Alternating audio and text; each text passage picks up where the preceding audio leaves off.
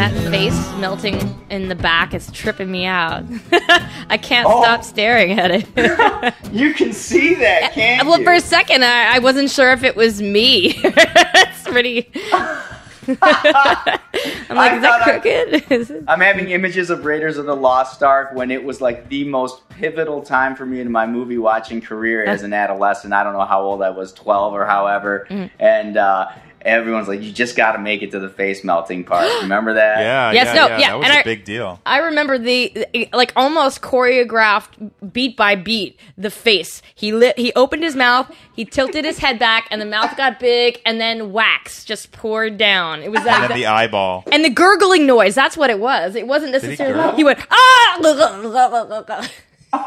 It was a bad day at the Hallmark store at the Yankee Candle.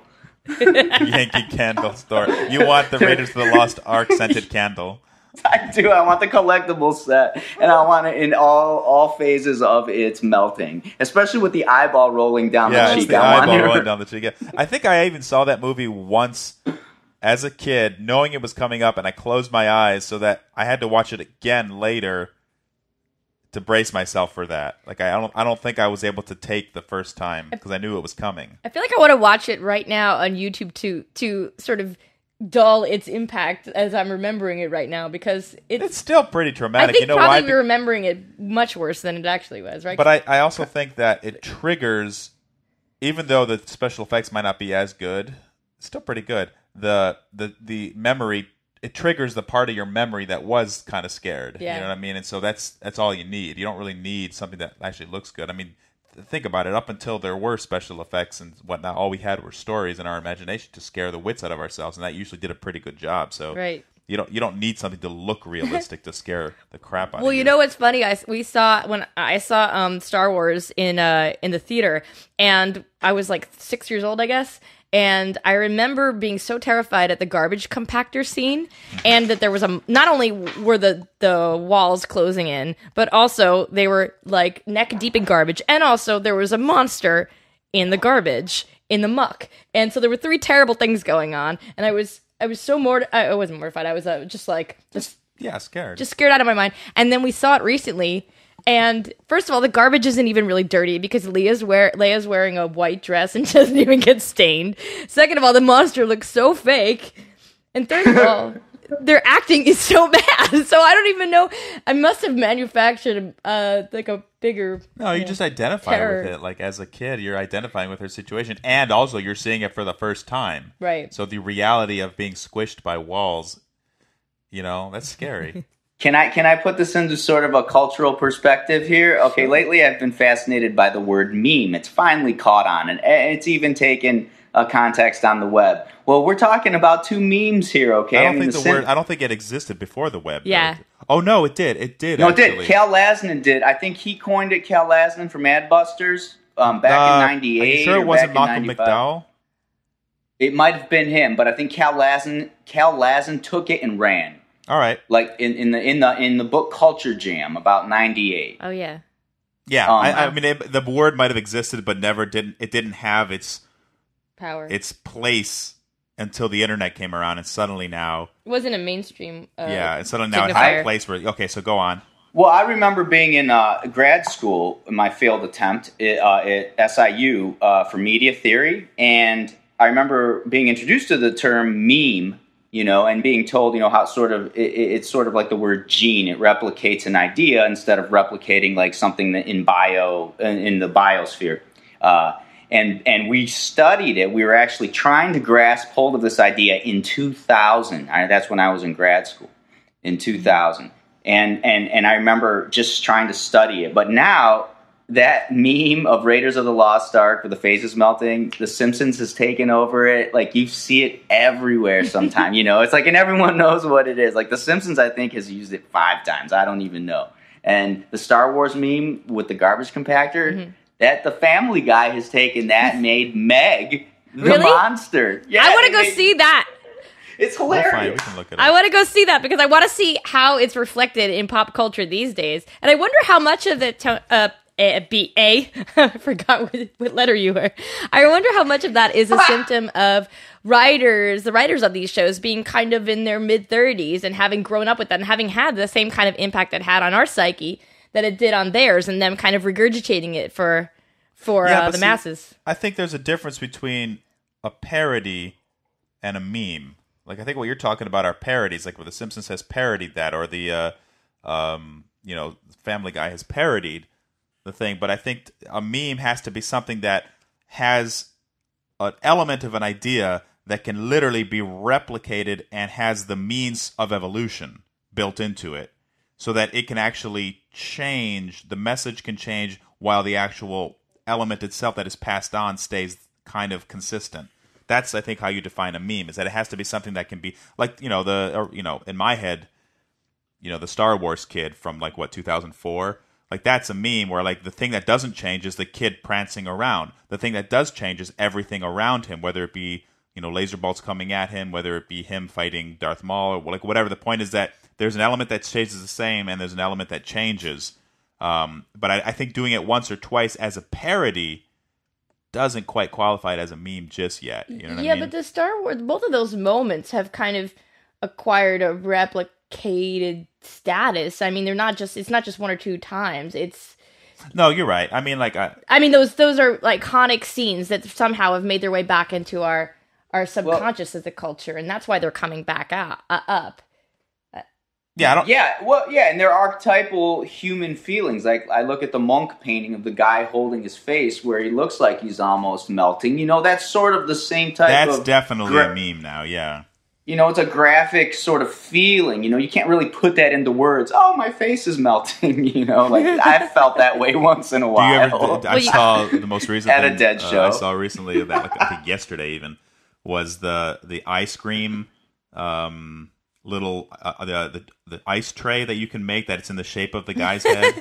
Really? Of the scream, and it's called Ice Cream. Yeah, that's what's his name? The Virgin Records guy, the guy Richard Branson does that? Yeah, I think he does that for his airline, so everyone that goes on Virgin Airlines gets to see his face when they drink a drink. Well, they see his face. Yeah, I'm talking about, this is the face of the Scream guy is made into an ice cube. But yeah, Richard Branson has made his own face into it. He has, I didn't know this. He's got an ice cube of his face that goes into everybody, even economy seats? I think it might just be first class. I don't know. Yes, I think it is just first class. Okay. Yes. That's a joy. That's what you pay that extra $1,000 for. Megalomania in a cup. Well, they can relate if you're flying first class, very likely. Do you know something that I didn't realize about the Scream face is the Home Alone kid, Colin McCaukin? Did you know that was a reference? I don't think I knew that. It's funny because in my head I kind of put them in the same category, but I didn't know that it was. I didn't know that it was meant to. Nice, good call, good pull. Well, no, I think I just saw it. I don't know. We're talking about memes. I think I saw them together on a webpage somewhere referencing each other.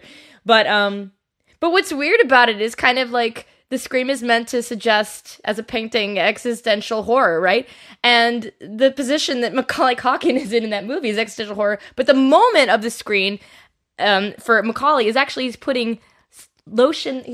On the, yeah. What is it called? Not lotion. Aftershave. Aftershave, and he's in pain. So he's actually in physical pain in that moment. So it's kind of, it's. But he's not in danger. He's in physical. Like, for him, putting on the aftershave was an act of independence. Right. Like, for him, like, it was celebrating the fact that he was alone. He was excited about it. But maybe the idea of the pain foreshadowed the. I can't believe. No, but I think what we're meant to understand about the image that was used to market the movie is that's what the reference was. Yeah. But in reality, it's totally divorced from its actual literal meaning in the context of the film. He was putting. I see what you mean. Yeah. How about that? Can we talk about existential angst in the Home Alone series? I think you just did. Oh, God. Yeah, I think that's about covers it.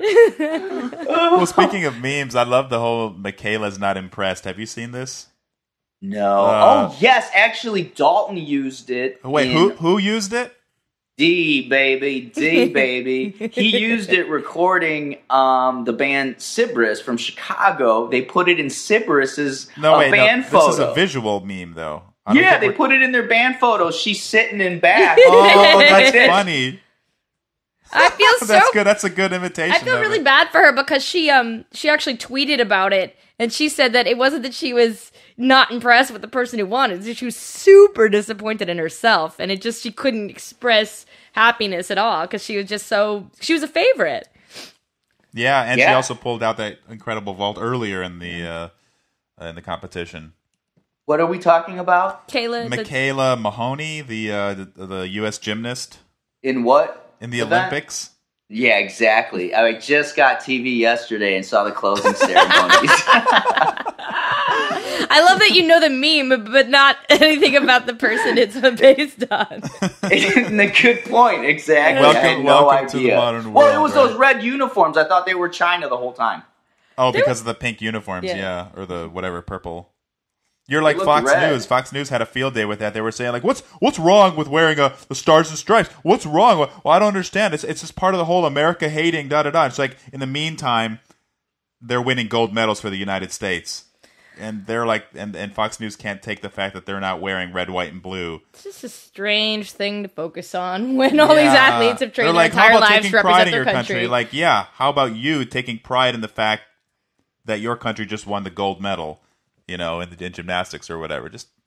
Well, they're competing for ratings at this point. It's like they know that NBC's got like the hold on most people right now. So, you know, they're just going at it like Fox knows how to go at it. Keep your audience. You know, there was a point. I mean, this is true of a lot of different things. I don't want to go off on this tangent too much, but the idea of saying outrageous things because you know you're going to get attention from it, but knowing they're outrageous, but being okay with that because of, you know, whatever will come with that. Extra views, extra listeners, extra whatever. Extra mail on the extra outrage mail, extra coverage from other news sources that cover the outrage or your own, you know, crazy thing that you said. It's interesting that tactic always works. I mean, you think that we're a little bit more educated and enlightened as a species. Just be like, you know, being manipulated, something you know, crazy. Let's just let it go. But what I'm thinking about is, well, you have a high.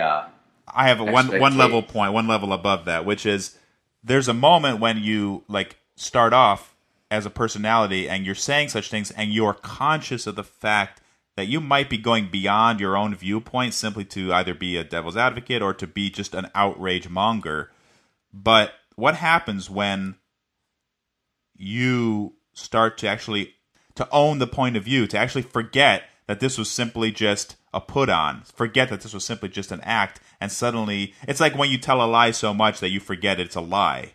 Well, I think that's the point, and I think they know that the TV is on in such a, you know, matter-of-fact way in most homes, you know, that they just, they depend on that technique of repetition. But I'm talking about from the point of view of the person actually saying the outrageous thing. Like if you're Rush Limbaugh, and, you know, I've heard people talk about, oh, I met Rush Limbaugh. He was actually, like, in person and in a kind of a private setting, he's actually a decent guy, and he da-da-da-da-da. And it's like, well, then why does he spout such absolute, utter nonsense and bullshit? Well, he was on pills, and I'll tell you what, when you're not on pills, the withdrawal just sucks. You just become an irritable bitch. I bet you he timed it out, so he did his radio show just when he was feeling that alien clutch in his mind, like that withdrawal from a Percocet that just wants to squeeze your brain into a tiny golf ball until you just take those pills and feel that awesome synthetic wave of relief. So you're saying that at his worst or his best, it was a result of essentially the withdrawal from pills. I like to think so. He was on. I mean, it makes sense. Funny. It's interesting to think of him as literally a chemical composition, although I mean, technically we all are. Well, I don't understand why that doesn't necessarily discredit Fox as a credible news source when we've already been proven that one of their spokesfolk is Rush is not high on Fox, as a kite. Oh, he isn't? No, he's not. He's on his own network, the ICB or something. The whatever. It's just his own thing. Yeah, he existed well before Fox. Well, I mean, you listen to him because you want to hear outrageous opinions. Yeah. You don't necessarily use him as a source for your you know, well, maybe you do use him as a source. I think a lot of people do, just the same way a lot of people listen to Jon Stewart for news. I mean, like on the other end of the spectrum, like he's not a news source, but you will, as a symptom of watching him, you will get informed. The difference is Stewart presents news and then comments on it in a ironic way. versus Fox News, who there is no level of distance from the material they're presenting. They're saying this is fact. Yeah. It's not a comment. There's no irony. There's no perspective is actually what it is. They have no perspective. They're not going to their goal is not to create context. Right. Because if they give you context, then they lose their point of view, and their whole point of existence is to have a very specific point of view that they espouse and propagate. And they've admitted to that. I think just recently, Ann Coulter was on Hannity going, what are we even doing here, like on this show, if not helping, Romney? And if he just wants to go and do whatever she was pissed off about, then I can't believe we're even taking the time to help him. And I think Stewart presented it, and he's like, you're on a news show. You just admitted that you're not fair and balanced. You just admitted that your whole point is to help the Republican cause. But if you've made it to this point in time and you don't think that's the case, you know what I'm saying? But that's the obviousness. Why no one bats an eye? This goes exactly to the point. When Fox News began, they could hide behind the screen of objectiveness. They could hide behind the idea of balance.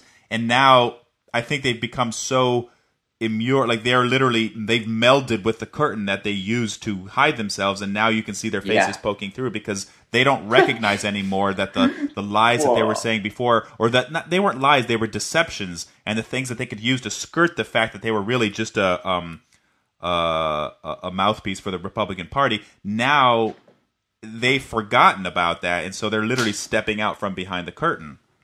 Right. Not now. Right. I mean, every moment there'll be moments of it. I mean, media with capital M is changing, and it's evolving fast because of all the new viewpoints, all the new screens. Nobody knows who to trust. Everyone knows not to trust the capital M establishment media, in a subtle way, but then they don't know what other sources to trust. I mean, it's becoming an interesting place as to how, and here comes the deep part of the podcast. How do we find any sense of certainty now and build meaning from that? That's what I wonder about, our daughters and our sons and the people growing up from, even 10 years ago. Like, how are they going to get any certainty that what they know is right? Who's going to be responsible for making sure that they have, a couple, structures and belief systems that seem to work? I guess now I may be going a little too far saying that we need belief systems, but do you understand what I'm saying? And I think there's only two things I can think about that, which is, one is that because we're so removed from the realities that we're associated with most of the day, whether that be on the internet or on television or whatever, in politics, and things are happening that we are in touch with as if they're happening in front of us, but they are not. And so there's no way for us to verify anything. Can we verify that Osama bin Laden was killed? Can we verify that, this and that conspiracy? And so the danger oftentimes is that the skepticism builds up so much, and people believe that they're employing critical thinking, but oftentimes what they're doing is their own critical skills are a snake eating its own tail, and they'll suddenly begin to not believe everything. Because if I can't believe this, I can't believe anything. And then I think what ends up happening is that people will withdraw to a level at which they feel they have control of a reality that they can believe in. No, I don't think that that's what's going to happen to our kids, honestly. I think it's already happening. No, it's happening to you. I think it's happening to people our age. I think it's happening to people maybe like 10 years younger than us. But I think there's a generation of children, like our kids' age, who are going to grow up so media savvy that they're going to have this like buffet of options to choose from, and they're going to understand where these options fall in the spectrum of their belief system, and they're going to be able to choose what they want to follow. And if it syncs up with what they already believe, that's great. If they want to challenge themselves, that's their option too. They have multiple resources to provide for themselves if they want to be challenged. And if they want to totally shift their belief system, there's something all the way on the other end of the spectrum that they can choose. And I feel like that there's that understanding of subjectivity that comes with being a child of this generation. There's enough information out there that they understand they can make choices,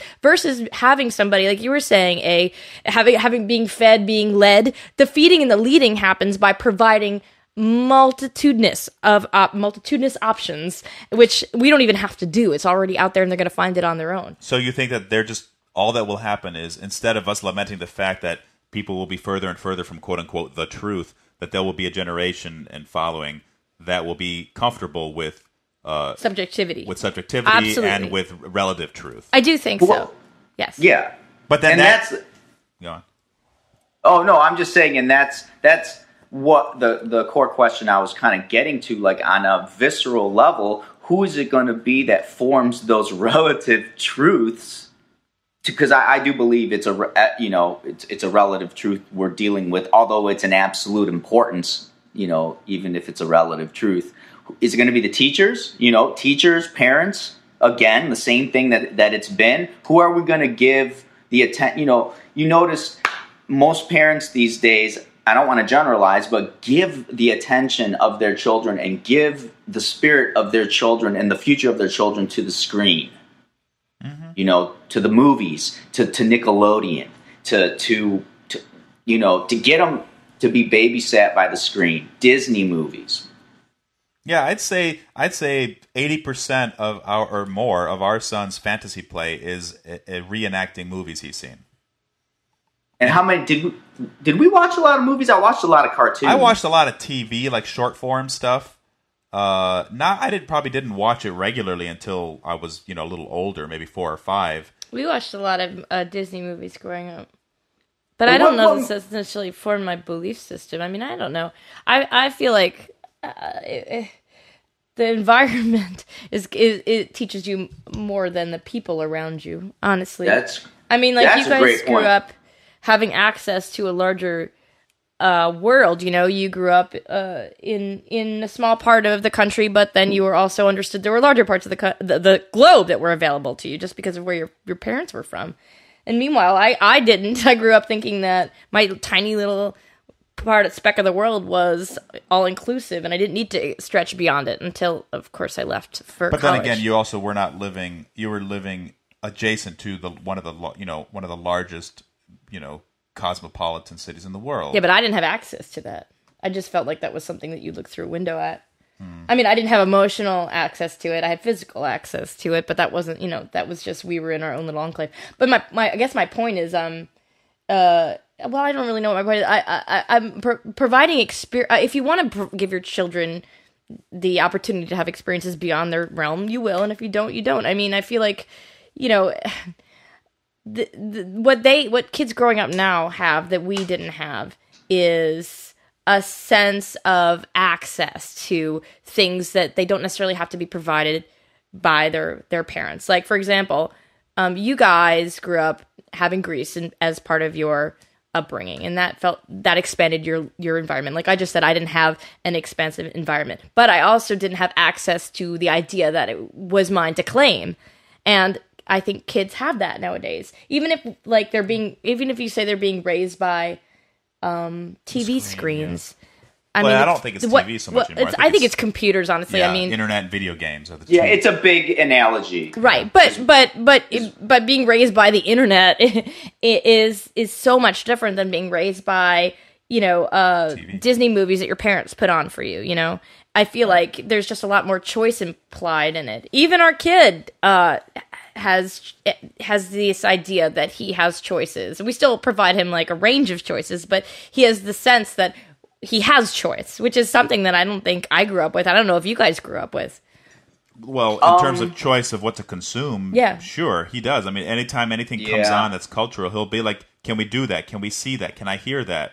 And he has these weird ideas that there are certain songs that live on mommy's phone and other songs that live on daddy's phone, even though oftentimes I'm just accessing YouTube. But the idea is I want to see that. I want to do that. I want to have access to that thing just at a moment's notice. Right. He's already consuming at a pace that far outshoots anything that we ever felt as kids, I think.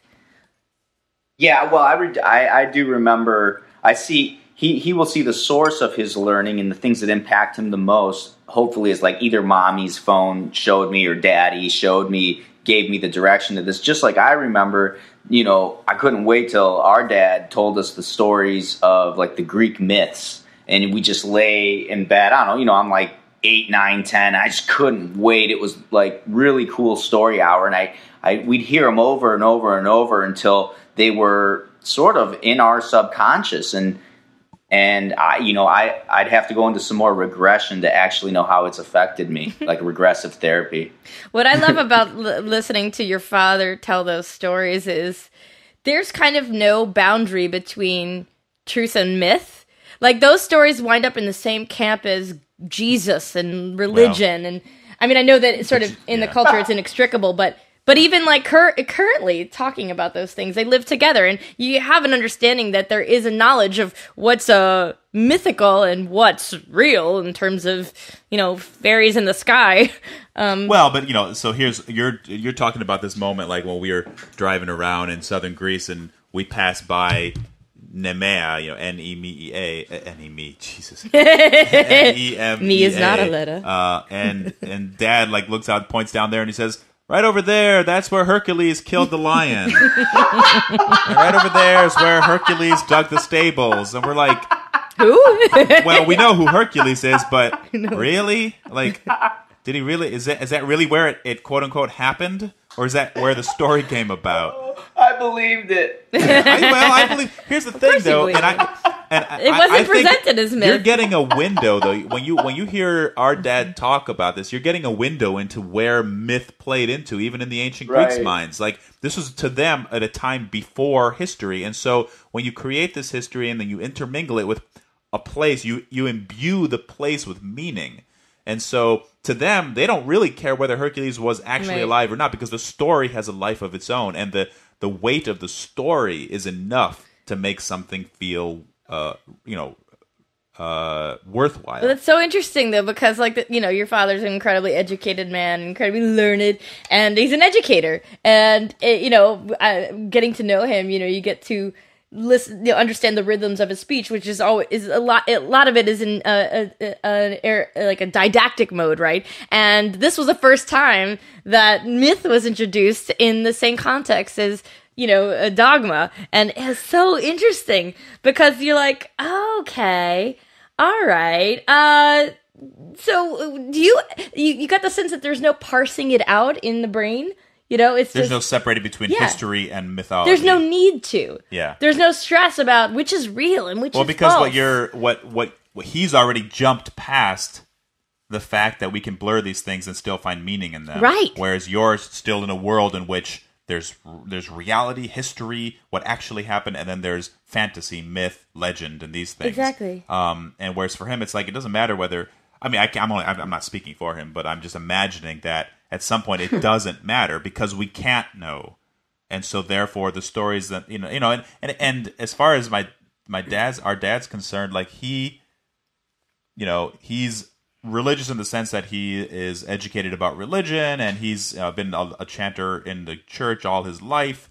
But you talk to him now and he'll be like, this is all just a bunch of fairy tales. He'll hold up the Bible and it'll be like just a bunch of fairy tales. And yet his knowledge of it and his knowledge of what's in the book itself is enough to make you realize, well, if it's all fairy tales, then why are you so knowledgeable about it? It's not just knowledge, it's also spirituality. I mean, he doesn't sing in the church every Sunday because he likes to hear the sound of his voice in a big room. Well, actually, I think that's a lot of it. No, but I mean, maybe that's part of it, but also, like, he passed that on to us, obviously. Yeah, we clearly love the sound of our own voice. And that whole didactic tone, I mean, I don't know where that's gone to. Well, that'll probably die with him because no one I know is didactic. No, not at all. No. But getting back to like the idea of how we raise our kids, I mean, I think it's interesting if we provide.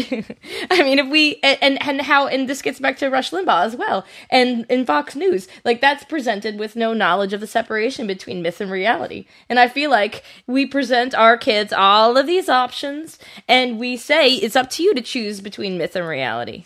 But I think there's a danger in that because there are people who are wired to use logic correctly, people who are wired to go toward the sciences and math, and people who are saying like, listen, you may say this, and it might be beautiful in a sort of a humanities sense of all the beauty of the legends and the beauty of the myth and the beauty of imbuing worth and stuff into. There's another word I'm trying to think of, but anyway. But then there are other people who are programmed to want to look at the world and say, 1 + 1 = 2, and I want to know what that equal sign always leads to. I want to see, what what logic leads me to, and I want to ignore all these other stuff as simply just noise. You know what I mean? And I think that there's a lot, like we wouldn't have landed a rover onto Mars if we were if we were always talking about the legends of Mars and the legends of this and the myth of that. We would at some point had to just get to the nitty gritty. So I think there is a worth to being able to help children separate myth from reality. And oftentimes it'll just come down to their wiring. You know what I mean? Perhaps. But going back to the mythology thing, I'm not going to... Santa, Santa and the Tooth Fairy. I mean, that's when they differentiate between Santa, that Santa's not real, that's when they differentiate. Like, they're told that, oh, there's some things that are symbolic. I'm not supposed to believe everything. You know? Something like knock-knock jokes. I think, of course, knock-knock jokes, yeah. Aren't you glad I'm not a banana? Or I didn't say banana or whatever. Aren't you glad I'm not a banana? Do you know Wuchi? Can I? Have you ever told? Are you able to even try to relate that story? I'm gonna try to tell you this. This is a weird inside weirdest joke story, that we have. But I don't know. I want to see if it translates. Not gonna translate so at all. Bring it. We were doing that.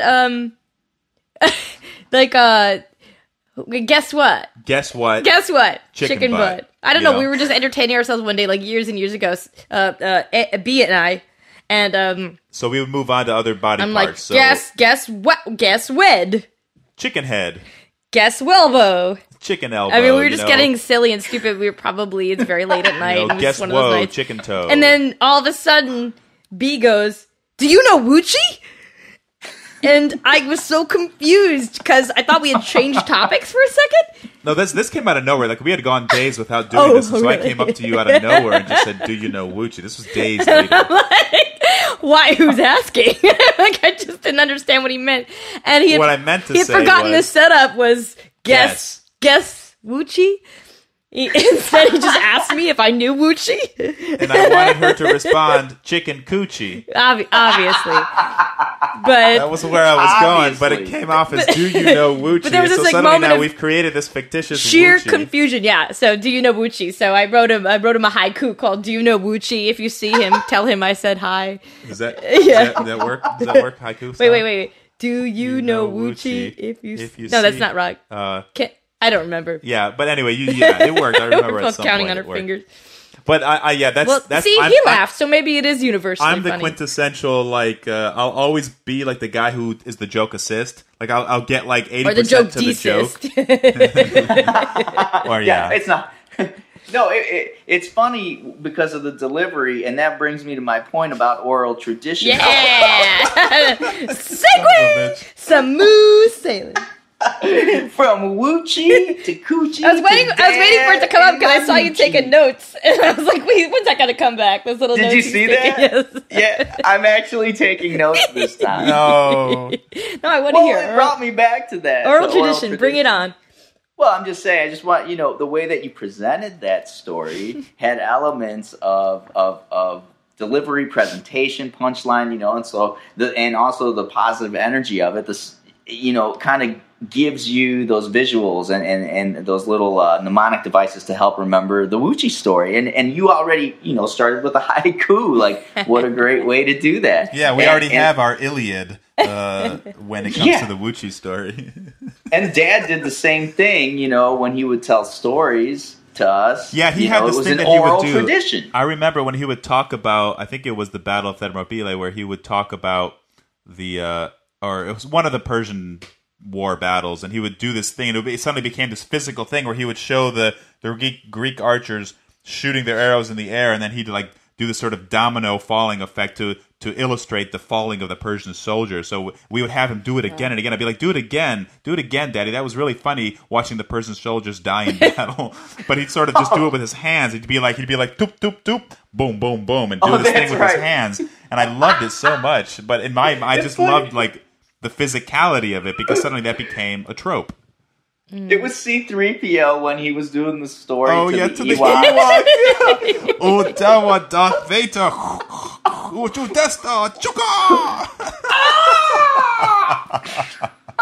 Too bad this is a podcast, because folks would see how physical you guys are being into your description.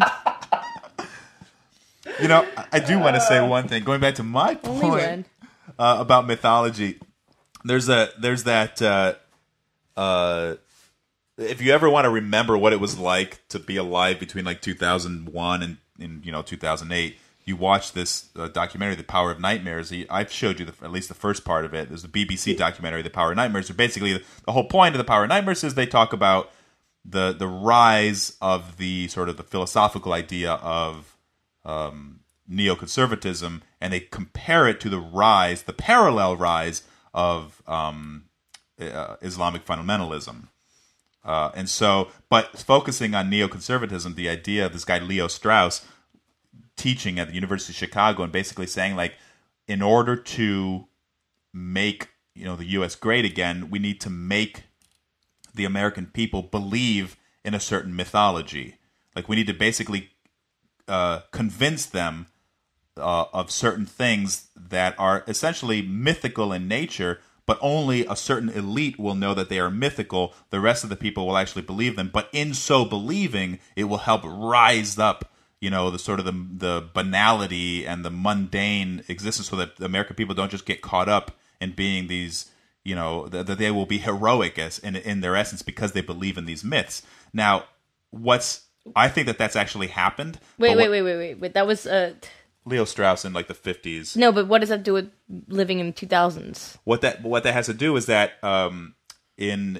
does everything have to do with about no, but you said it. This documentary, The Power of Nightmares, it's the tone of it is all about, because you're looking at people like what's the guy's name? All the Donald Rumsfeld and I've even forgotten their name. Paul. Karl Rove. Well, Karl Rove doesn't really figure into it because Karl Rove is more of a Politico. He's not really of that. I wonder what he's doing right this second. Neoconservatism, but Dick Cheney, whacking off or drinking coffee or But anyway, so the point I was trying to say was that I don't know why I'm picturing Karl Rove whacking off. This elite, because of the gesture you're making with your hand. This intellectual elite, again, great for the podcast. This intellectual elite separates itself out by saying, like, we know that these are myths. We know that this and that, but we're providing, the less intellectual class with tools to allow them to be great, to allow the American people to be great. And so to them, the power of the myth was that they could use these to do, to rise up and be, powerful and strong because they were believing in, certain American myths and certain American ideals, and that the myths were carrying them through so that they could work strong and be strong and da-da-da-da, whatever. But what's happened is that intellectual elite has shrunk or changed. Like, we have people like William Crystal, who then had the kid. The comedian? What was the kid? No, he's talking about Bill Crystal for Project for a New American Century. Yeah, right? But what was his father, William? There's Bill Crystal, and then his father. Was his father also like William Crystal? But anyway, Bill Crystal, who's now currently working, who essentially inherited his father's beliefs, is of the new generation of neoconservatives who have forgotten that the intellectual elite are not required to believe in the myths. And so they believe the schlock that they purport. They believe that they've forgotten that there's a separation between the myth and the reality, that the myths are a tool. But aren't they the ones supposed to create the myths are all they have. No, but the intellectual class are supposed to be the ones who are creating the myths. Yes, or propagating them. So why did that idea not get passed on? Like, son, because they got so obsessed with the myths and what the myths would do. I think they were looking so far at the ends that they forgot the means. They were looking at the ends, which is that the American people must be great again. We must give the American people the ideal, and we need to. It's like passing down the factory without passing down the blueprints. Exactly. Which goes back to a meme. Do you think that's a meme that their fathers put down, like a series of memes that basically got confused and fuzzed up, even in the way that we were taught history and myth, sort of fuzzy that way, and that way the next generation kind of takes that idea and actually, as above, so below. If you believe one way, you act out your life in that same way, and now they're acting their life out, believing in these myths, this blurring, and basically leading us down a path. Because I know the project for New American Century is, if you look at their philosophy, it's hawkish.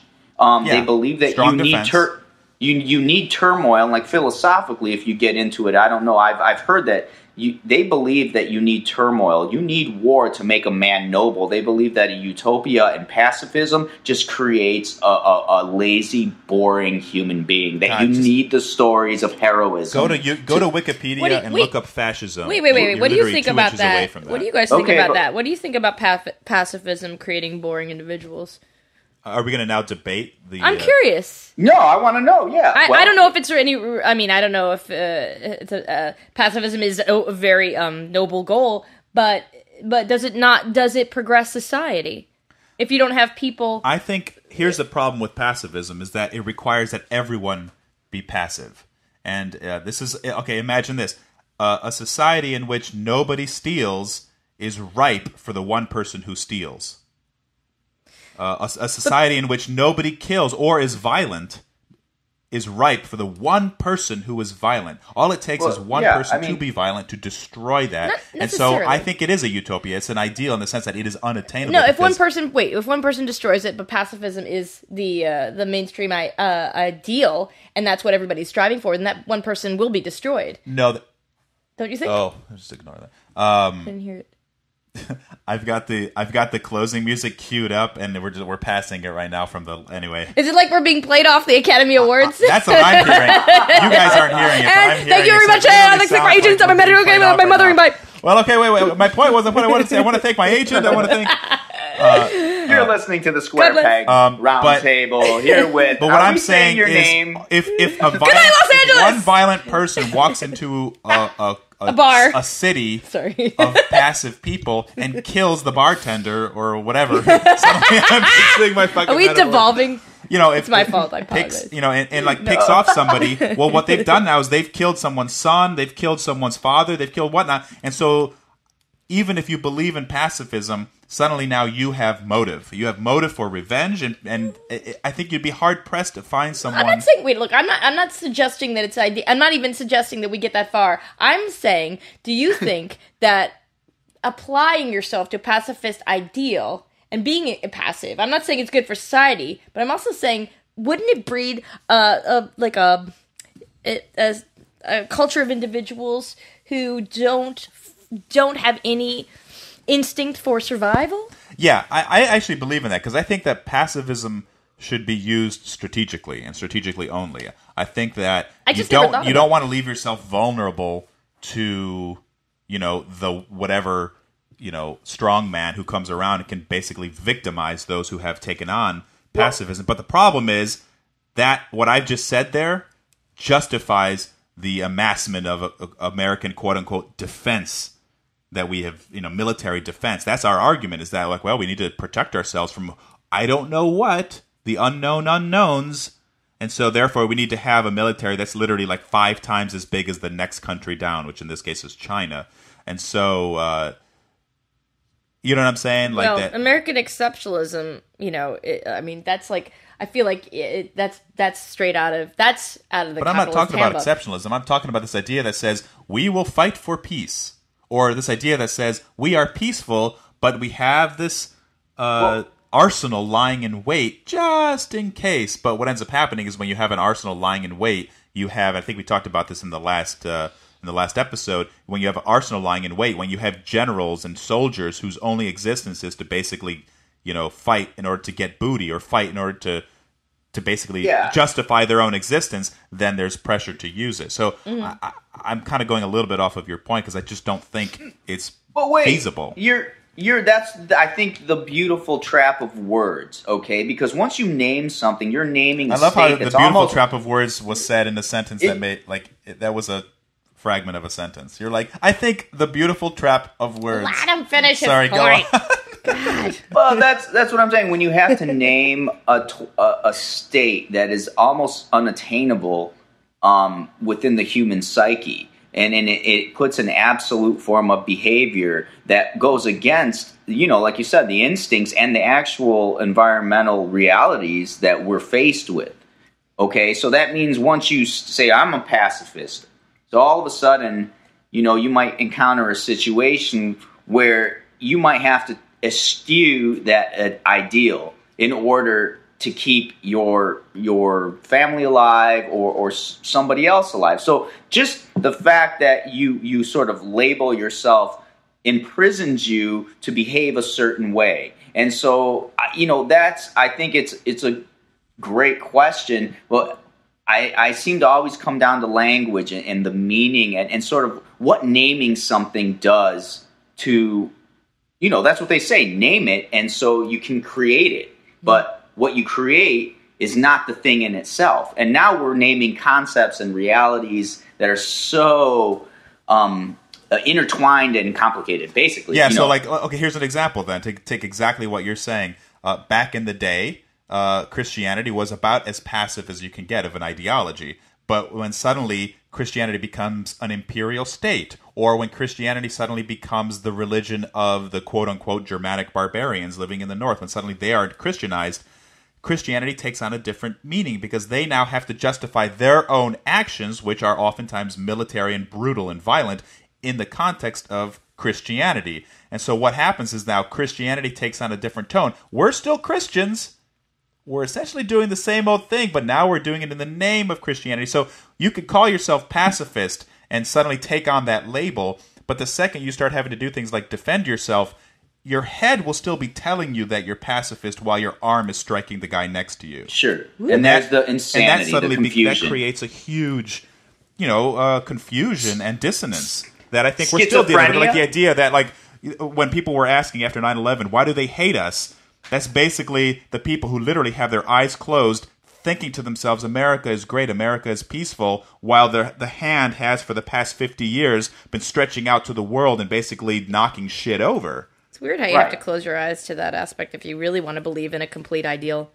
How much self-denial has to go on if you want to have a belief system? Oh, you don't even get me started on self-denial. You're right. So much of a successful ideal, of living up to a successful ideal, is denial. Well, this is but you've actually posited before, and I don't know if you've been party to this conversation, A, but B has posited that in order to be a true success in the world, one must have a increased level of denial.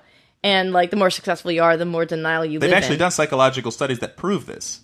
Is that why the Republican Party is so successful? No, but it's also why Olympic athletes are so good at what they do. Like, when you line up at the starting gates, who's going to win? The guy who's I don't think I'm so fast, or the guy who's like, I'm invincible. Wait, let me ask A this, though. You cannot deny. Let me ask Anus. Pardon me. Are we saying who you are? We haven't said I don't know. If you find it valuable. I don't know. It doesn't even matter. I'm married to B. That's all that matters, right? Go on. So wait, what you just said? I want your opinion on this because this is a wall that I'm talking to about this one particular aspect. You say, Olympians are in denial, and that's what makes them so successful. You're not denying the muscles. You can't deny that Bolt has. If he's in denial, I don't know what his body is expressing. If his brain is expressing a lack of engagement with reality. His body is all reality. Nobody is making those muscles. There's a feedback loop that him believing that he's invincible also motivates him to go and improve upon himself. My question is, does it matter in the end? He's still successful. Yeah. Well, here's what I like is that he doesn't attribute it to God, Jesus, or some other amorphous, dusty, powdery deity. Other than himself.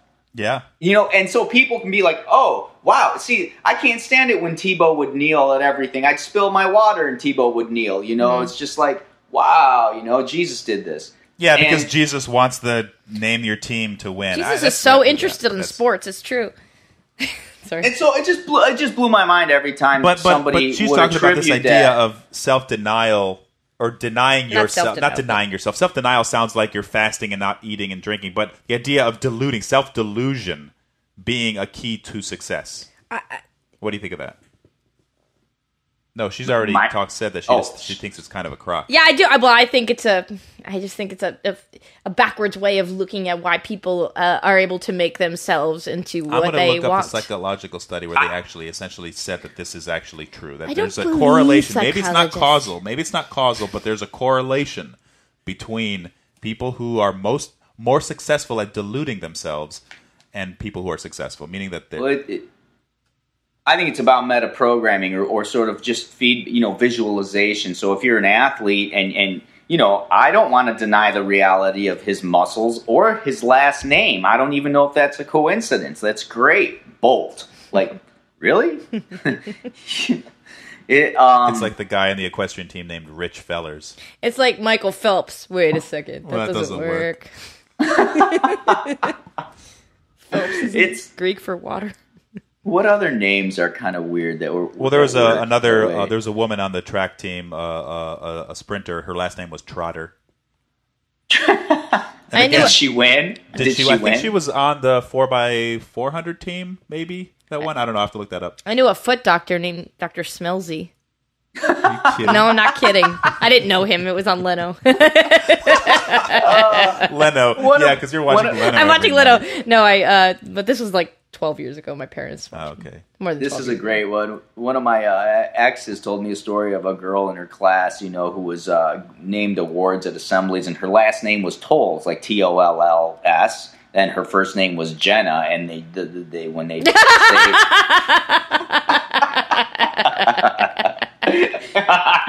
He doesn't get it. Just say it out loud for a while. Just say it out loud. Jenna Tolls. so it'd be like, Come on. Jenna Tolls. with the most No, baskets. come on. Jenna I think she played Tolls. basketball. I think she played basketball somewhere in some farm school, like Eastwood or something out here in Ohio. And Jenna Tolls. I had to gesture. I did 3 gestures. I did one on myself. I did one on him, and I mouthed the word, and then he got it. So she'd make a 2-pointer and be like, Jenna Tolls with a 2-point. I told you I'm slow on the uptake. I wonder That if poor she's girl. listening to this podcast. Yeah. Oh, I'm sure. She she's probably one got of married and got rid of that last name right quick. the- You will blog about this. I couldn't say your name. Oh, you almost said it. I thought you were starting an engine. I thought you were trying to take a poop. Should we end? No, I Should we think we're go? done. Because I have to pee. Well, you can pee. We can talk. Okay. I mean, yeah, whatever. We can go. can Are go we pee. done? Did we talk about enough stuff? Well, I probably We've have to been go to talking a work. while, yeah. I wanted Well, to try listen, to sum it all up and go back to our original point, but I guess Oh, I don't really? even know what that was. When This is the deal. So we have our second guest on at squarepegpodcast.com. And it's our first female, and I've wanted a female viewpoint because I don't often seem to get them. I don't think I living gave you a alone female and being viewpoint. male as you are. And I don't think... I could have femmed it up a little more. I apologize. No, but then suddenly that Guys, periods. Am I right? They're bloody and ugly. They're gross and they smell. But then that suddenly means that when we had a guy on as our guest last week, we didn't require him to talk about or take on issues of masculinity. Then why would we require our first female guest to take on issues of femininity? You know what I mean? Word. No, I don't. No, I'm the most feminist person in this room anyway. Come back. There you are. Yeah, I think we've probably found a great little edit point somewhere. Or our listeners found it before and just turned it off. Our listener, you mean? Hi, Mom. Yeah, All right, I'm exactly. gonna go pee. All right, go. All right, adios.